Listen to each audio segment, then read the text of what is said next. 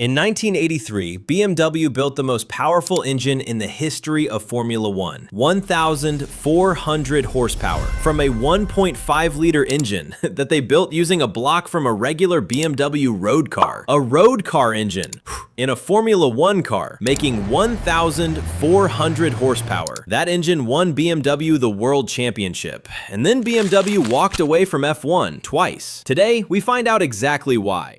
BMW has been in Formula One. They've dominated Formula One. They've left Formula One, then came back, then left again.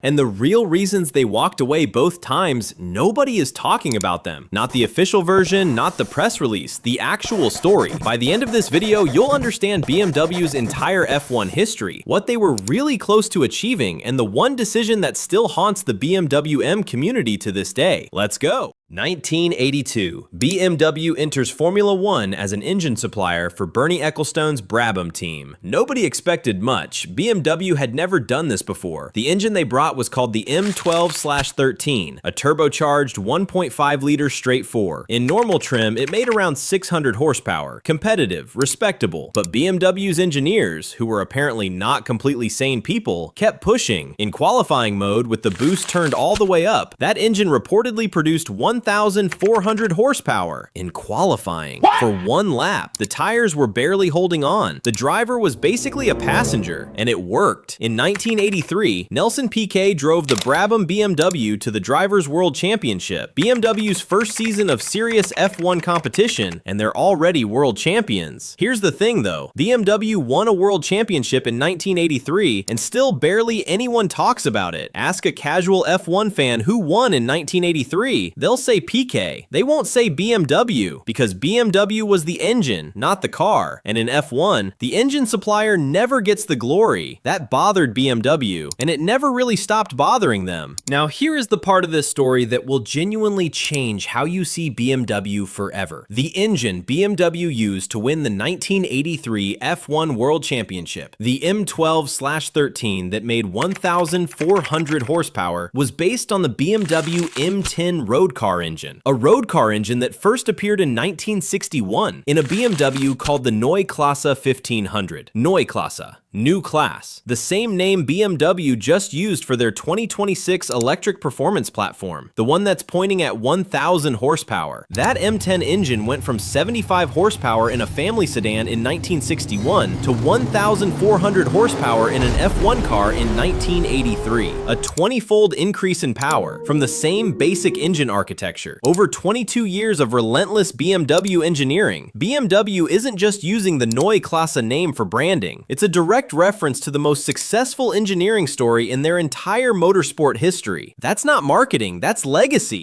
After 1983, BMW kept pushing. More teams, more power, more championships. That somehow never came. And then, in 1987, Formula One banned turbocharged engines. The sport moved to naturally aspirated power units. BMW had one of the greatest turbo engines ever built, and nowhere left to use it, so they left. And honestly, that one makes sense. The rules changed, BMW's weapon became illegal, there's no story there. The sport moved on, and BMW moved with it. But BMW didn't stay gone. They came back in the year 2000 as engine supplier for Williams, one of F1's most legendary teams. And for 5 seasons, the Williams-BMW partnership gave them 10 race wins and 17 pole positions.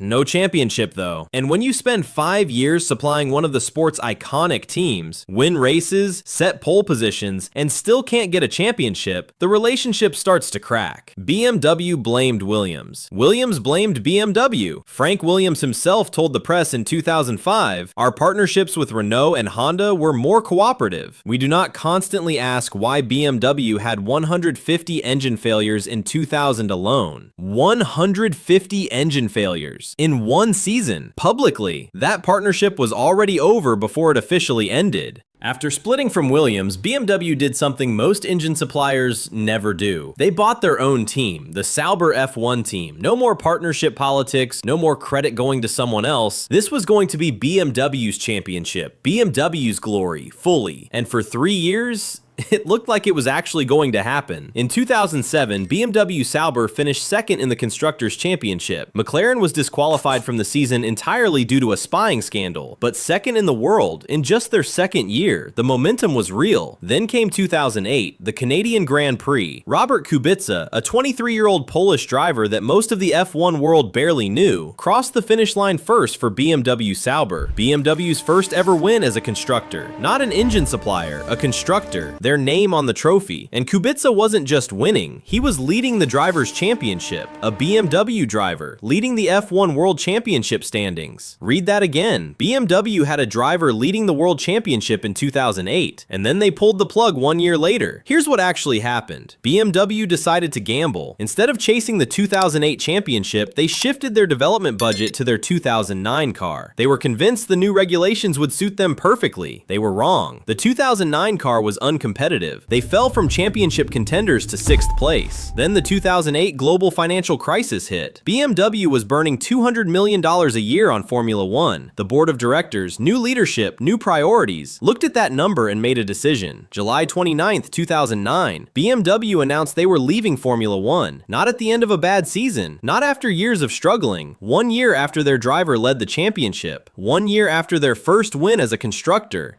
1 year. Since 2009, BMW has been asked about an F1 return probably 1,000 times. Their answer has never changed. Formula One is irrelevant to our road car development. That's the official position, and they mean it. But here's the honest truth that the official position doesn't tell you. BMW isn't absent from top-level motorsport. They're at Le Mans. They finished second overall at Le Mans 2025 with the M Hybrid V8. They're in Formula E, fully electric single-seater racing. They're in GT racing globally. They are absolutely still competing at the top. They just made a choice. F1 in 2026 is moving to new power unit regulations. More electrical power, more relevance to road car technology. The exact things BMW said were missing from F1. And BMW's response? Complete silence. No announcement. No denial either. Audi is going to F1. Porsche tried and failed. Every German brand except BMW is having the F1 conversation. BMW is building the Neue Klasse, a performance platform named after the engine that made them F1 world champions, and targeting 1,000 horsepower. That's either a company that has moved on completely from Formula One, or it's a company that's getting ready to make a very loud statement. You decide.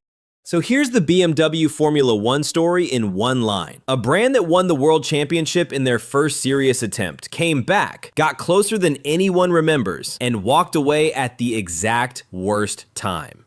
The frustrating part isn't that BMW left. The frustrating part is the timing. One win, 1 year of leading the championship, and then gone. BMW's greatest era in F1 is also their biggest what if. Now I want to hear from you. And this one genuinely splits the room. Should BMW come back to Formula One? Or is Le Mans, where they're already winning, the right stage for what BMW M has become? Drop your answer below. I read every single one. And if this story got you thinking about BMW M, about the M cars that carried that motorsport DNA from the racetrack to the street, the next video covers every BMW M3 generation ever made. Start from the E30 that raced while the turbo engine was winning championships, all the way to the electric M3 that's coming in 2027. Why Beamer? See you in the next one.